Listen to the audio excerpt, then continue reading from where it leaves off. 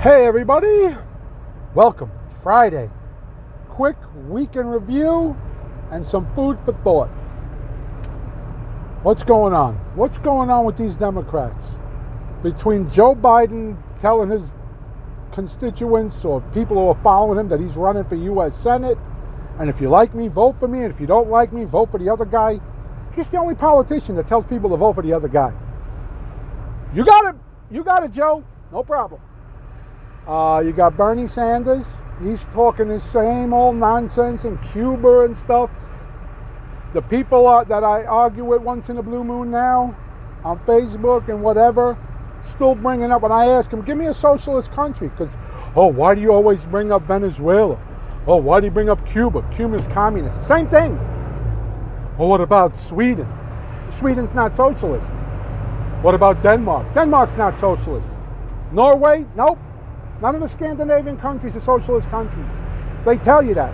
In fact, I believe it was the Prime Minister, the President, the King, whoever the hell the leader of Denmark is, or one of his representatives, told Bernie, stop saying it.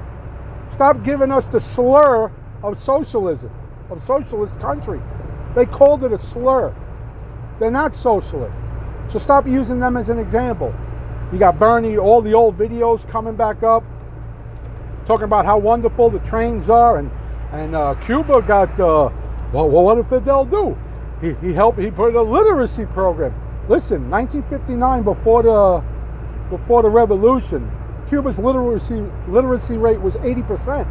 It was one of the highest of the Latin countries in that area, including South America, Central America, and the Caribbean.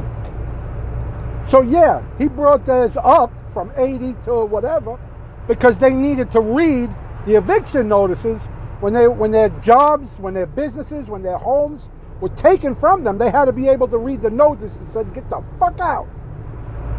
But guess what else happened? All the other countries around them caught up to Cuba. So now they all have about the same literacy rate without going through the hundreds of thousands of murdered, death, imprisonment, torture, property stealing. Without going through all that, hey, everybody caught up to Cuba. Not bad. Keep it up, Bernie. What's his face? Bloomberg and his Freudian slip about buying the 21 congressional seats that got Pelosi the House. Way to go there, Bloomy. They're all idiots. They're all idiots. So now we have that. We have the coronavirus. They need to scare the shit out of the American people. They want the stock market to crash so bad they could give two shits about you. As long as they get power, they don't care what they have power over.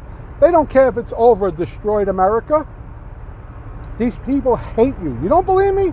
Watch the debate. Just watch one of their debates. Ask yourself, why ain't there an American flag on the stage? Why is there video of them removing the American flags that were there prior to the debate starting, pulling them? Why would they do that? If they love America and they love this country, they don't. They love power. They just want you in control. Or they want to have control over you, excuse me. They don't want you in control. What else is there? Oh, the FISA Act, that section that's up for renewal, and they want to fix it so that this doesn't happen again, spying on Americans and stuff like that. But the Democrats are fighting it. Why? Why would they fight something that protects Americans? One, they don't give a shit about you. They don't care about protecting you. But more importantly, it's almost an admission of what happened against Trump shouldn't have happened. And they can't have that. That narrative cannot be put out there. So, another thing that would help Americans that the Democrats are fighting against, but they care. They're the progressive ones. They're the people of tolerance. Oh, really?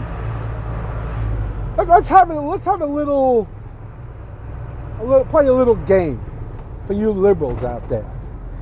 Pick your 10 biggest talking point programs, whatever you want to call it. Abortion, free college, health, Medicare for all, whatever the top 10 are. Discuss it with one of your friends. And then just pick one. Anyone. Doesn't even have to be the biggest of the big. Anyone in that list. And tell your friend, you know, I was thinking about it, and I'm really not, I don't think Medicare for all would work because it would cost too much and it would bankrupt the country. See what your friend says. See how they treat you. See how they just basically kick you out of the circle. Just for one thing. They're the tolerant ones.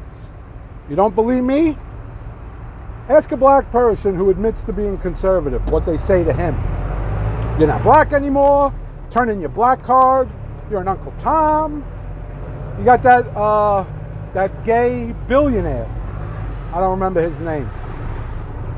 Admits to being a conservative. Out magazine says he's not gay. Can't be gay because he's conservative. Are you people fucking retarded? I don't... Listen, for the life of me, I don't get it.